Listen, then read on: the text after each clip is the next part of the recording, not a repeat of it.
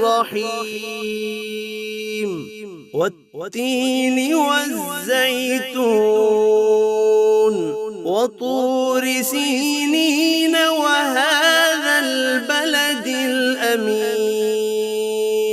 لقد خلقنا الإنسان في أحسن تقويم ثم رددناه أسفل سافلين إلا الذين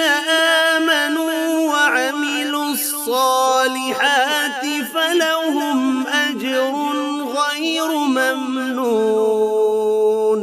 فما يكذبك بعد بالدين